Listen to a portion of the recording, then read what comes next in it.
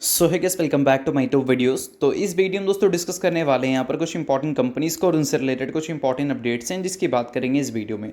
तो चलिए दोस्तों वीडियो की शुरुआत करते हैं। सबसे पहली कंपनी को डिस्कस करते हैं। पहली कंपनी का नाम है टाटा पावर लिमिटेड। बट इसको डिस्कस करने से पहले दोस्तों अगर आपने अभी तक चैनल को सब्सक्राइब नहीं किया है तो चैनल को सब्सक्राइब करके बेल आइकन को प्रेस कर लो और टेलीग्राम चैनल को भी ज्वाइन कर लो जिसका लिंक आपको डिस्क्रिप्शन में देखने को मिल जाएगा। और साथ में दोस्तों एक छोटा सा डिस्क्लेमर भी मैं आपको देना चाहूँगा। जितने भी कंपनी से रिलेटेड न्यूज़ एंड अपडेट्स हम लोग डिस्कस करेंगे वो सारी न्यूज़ एंड अपडेट्स सिर्फ और सिर्फ एजुकेशन पर्पज़ के लिए, सीखने के लिए है। तो इसको किसी भी तरह का इन्वेस्टमेंट एडवाइस मत समझना, आप खुद का रिसर्च और एनालिसिस भी कर सकते हैं। तो चलिए दोस्तों वीडियो की शुरुआत करते हैं। सबसे पहले बात करते हैं टाटा पावर से रिलेटेड कुछ इंपॉर्टेंट अपडेट्स के बारे में। सो दोस्तों अगर आज के दिन की बात करें तो टाटा पावर एक न्यूज़ की वजह से फोकस में है और कल के दिन भी टाटा पावर एक न्यूज़ की वजह से फोकस में थी। अब दोनों न्यूज़ को समझ लेते हैं। सबसे पहले हाल ही में टाटा पावर ने जो अपने Q4 के रिजल्ट को शो किया था उसके साथ कंपनी ने ₹2.25 का फाइनल डिविडेंड भी दिया था और उसका रिकॉर्ड डेट कंपनी ने सेट किया है 20 जून का, यानी कि कल के दिन इसका रिकॉर्ड डेट एक्स डेट हमें देखने को मिलता है। और रिकॉर्ड डेट एक्स डेट से जो पहले वाला दिन होता है उसमें अक्सर हमें काफ़ी मूवमेंट देखने को मिलती है स्टॉक में। तो आज के दिन टाटा पावर फोकस में दिख रहा है। काफ़ी सारे लोग पोजीशन जो बना रखे होंगे स्प्लिट की वजह से, बोनस की वजह से या फिर डिविडेंड को देखते हुए, वो सारे लोग पोजीशन स्क्वायर ऑफ करते हैं एक्स डेट रिकॉर्ड डेट से पहले वाले दिन। तो इस वजह से आज के दिन टाटा पावर में थोड़ी वॉलेटिलिटी भी आपको देखने को मिली होगी। अब इन सारी चीज़ों को अगर इग्नोर कर कुछ इंपॉर्टेंट न्यूज़ की बात करें दोस्तों, तो फिलहाल न्यूज़ यहाँ पर यह है कि टाटा पावर ने एक काफ़ी बड़ी अनाउंसमेंट की है और वो अनाउंसमेंट रूफटॉप सोलर सॉल्यूशन से रिलेटेड है या फिर सोलर स्कीम से रिलेटेड है जो कि कंपनी उड़ीसा में फ़िलहाल लगाने जा रही है।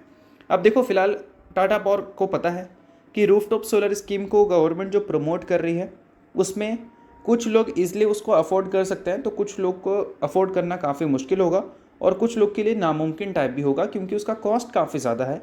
भले गवर्नमेंट सब्सिडी दे रही है फिर भी काफ़ी सारे लोगों के लिए वो चीज़ जो है वो नेक्स्ट टू इम्पॉसिबल है क्योंकि खर्चे उसमें लाखों में आते हैं। बट टाटा पावर का यहाँ पर जो स्कीम है वो स्कीम देखा जाए काफ़ी सारे लोगों के लिए अफोर्डेबल बनाता है अगर वो रूफटॉप सोलर में इंटरेस्टेड है तो। अब इस चीज़ को थोड़ा सा डिटेल में समझ लेते हैं। तो देखो दोस्तों यहाँ पर मेंशन देखने को मिलेगा टाटा पावर की सब्सिडरी यानी कि TPREL यानी कि Tata power renewable energy limited, वो फिलहाल अफोर्डेबल रूफटॉप सोलर सॉल्यूशन लाई है भुवनेश्वर उड़ीसा में अंडर घर घर सोलर कैंपेन जो कि टाटा पावर के थ्रू प्रमोट किया जा रहा है। अब इसमें मेंशन यहाँ पर यह है कि अगर आप मान लो अपने घर में रूफटॉप सोलर इंस्टॉल करवाते हैं 1 गीगावाट का, तो इसका जो इनिशियल कॉस्ट होगा वो हमें ₹2,499 से देखने को मिलेंगे और इंस्टॉलेशन कॉस्ट जो है उसकी अप टू 40% सब्सिडी हो जाएगी, यानी कि उसका अप टू 40% आपको मिल जाएगा कंपनी की तरफ से या फिर बोल सकते हैं उड़ीसा गवर्नमेंट की तरफ से। नोट करने वाली बात यहाँ पर यह है कि ₹2,499 में आपको 1 गीगावाट सोलर सिस्टम नहीं मिल रहा है, मिलेगा आपको फाइनेंसिंग में, यानी कि आप मंथली इंस्टॉलमेंट में 1 गीगावाट की कैपेसिटी इंस्टॉल करवा सकते हैं अपने छत पर, जिसका स्टार्टिंग कॉस्ट रहने वाला है ₹2,499। अगर आप 2 गीगावाट इंस्टॉल करवाते हैं तो ये नंबर और बढ़ेगा, 3 गीगावाट इंस्टॉल कराते हैं तो ये नंबर और बढ़ेगा।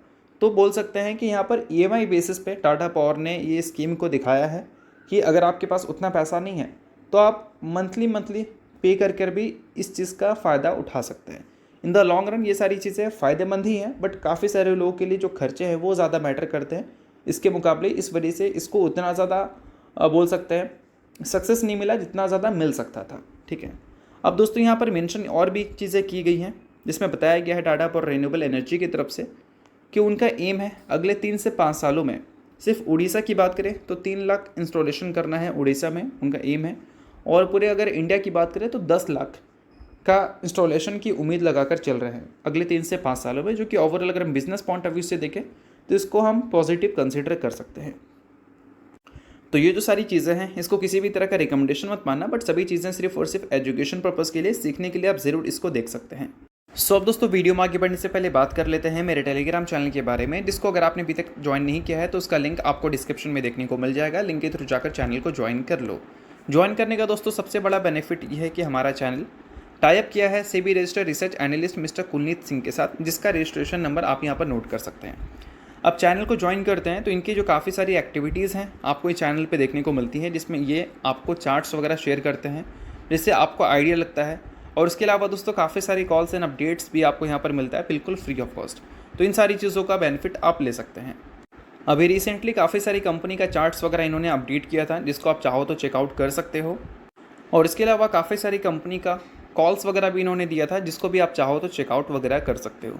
तो लिंक आपको डिस्क्रिप्शन में देखने को मिल जाएगा। लिंक के थ्रू जाकर चैनल को ज्वाइन करो, सभी चीज़ें आपको बिल्कुल फ्री ऑफ कॉस्ट यहाँ पर मिलती हैं। तो चलिए दोस्तों बात करते हैं अब अगली कंपनी के बारे में। सो अगली कंपनी का नाम है वारे रिन्यूएबल टेक्नोलॉजीज लिमिटेड।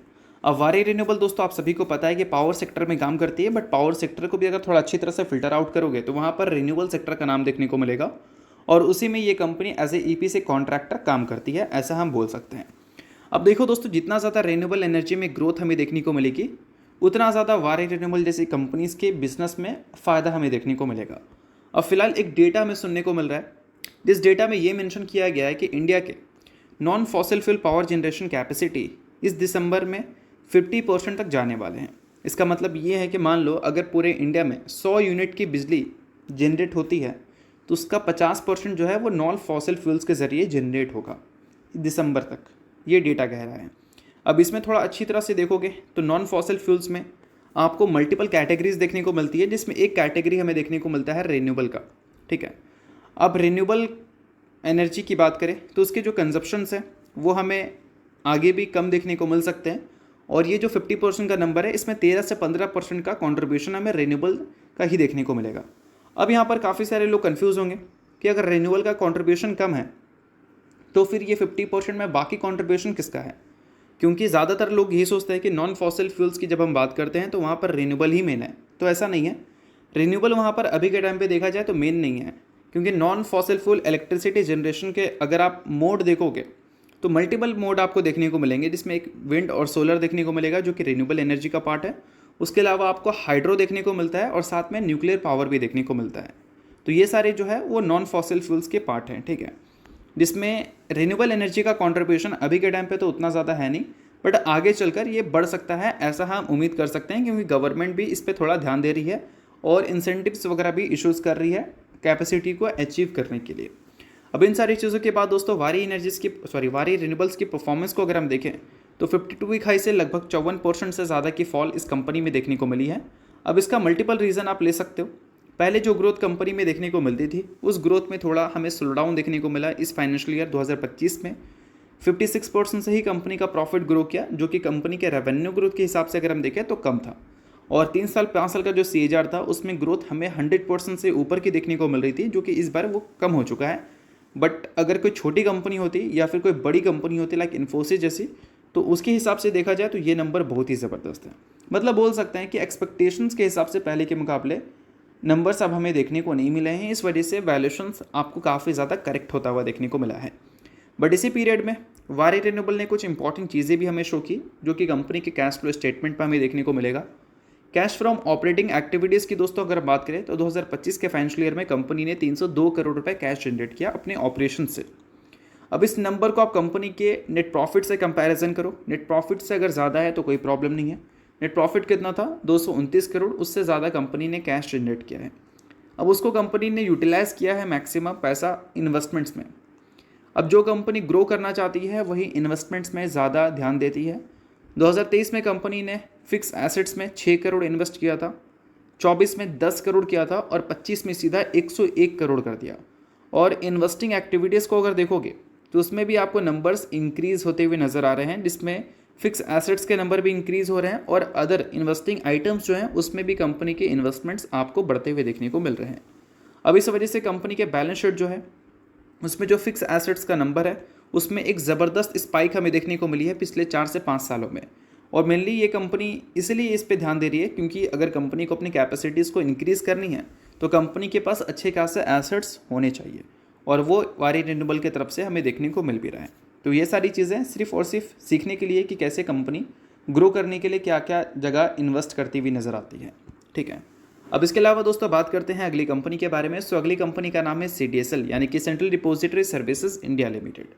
अब दोस्तों CDSL की बात करें तो 52 वीक हाई से कितना गिरा है ये? करीब 17%। पहले ये नंबर और भी ज़्यादा हमें देखने को मिलता था, बीच में रिकवरी देखने को मिली जिस वजह से ही अभी करीब 17% के आसपास का गिरावट इस कंपनी में दिख रहा है। अब नोट करने वाली बात दोस्तों यहाँ पर यह है कि CDSL की बात करें तो पिछले कुछ टाइम में इसके जो EPS हैं उसमें एक हमें गिरावट देखने को मिली है, और इस गिरावट की वजह से इसके जो वैल्यूएशंस है उसमें भी गिरावट हमें देखने को मिली थी। लगभग 80 के पी पे ये कंपनी देखने को मिलती थी और गिरकर पी 40 के आसपास आ गया था।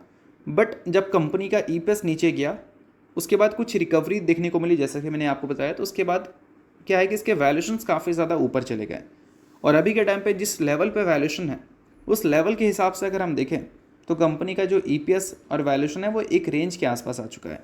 यहाँ से अगर कंपनी को अच्छा या ख़राब परफॉर्म करना है तो उसके लिए कंपनी के अपकमिंग जो EPS हैं वो बहुत ज़्यादा मैटर करेंगे। तो इस वजह से अपकमिंग जो नंबर है कंपनी के Q1 के, उस पर थोड़ा ध्यान देना एज ए शेयर होल्डर। ये बहुत ज़्यादा इंपॉर्टेंट चीज़ मैंने आपके लिए बताई है। अब ये जो सारी चीज़ें हैं वो मैंने कैसे बताई है, कैसे एनालिसिस की है, उसको लेकर अगर आपको एक डिटेल वीडियो चाहिए तो उसके लिए मुझे आप कॉमेंट ज़रूर करना। तो चलिए अब बात करते हैं अगली कंपनी के बारे में दोस्तों, जिसका नाम है वी-मार्ट रिटेल। रिसेंटली कंपनी ने 3:1 के रेशियो में बोनस इशू किया था। उसके बाद कंपनी ने इसका रिकॉर्ड डेट वगैरह सेट कर दिया है, जो कि है 23 जून का। यानी कि इस डेट से पहले जो भी कंपनी में शेयर होल्डर होगा वो पूरी तरह से एलिजिबल होगा, बोल सकते हैं, बोनस के लिए। सो दोस्तों, अगर आप इस कंपनी के शेयर होल्डर हैं तो बेशक ये सारी जो चीज़ें हैं वो काफ़ी ज़्यादा इंपॉर्टेंट है। अगर आप शेयर होल्डर नहीं है इग्नोर कर सकते हैं, न्यूज़ थी इस वजह से मैंने बता दिया, बाकी किसी भी तरह का ये रिकमेंडेशन नहीं है। तो चलिए दोस्तों, ये वीडियो यहीं तक था। आप करता हूँ, वीडियो आपको अच्छा लगा, वीडियो लाइक कीजिए, परिवार सब्सक्राइब कीजिए। वीडियो के लिए बहुत बहुत शुक्रिया।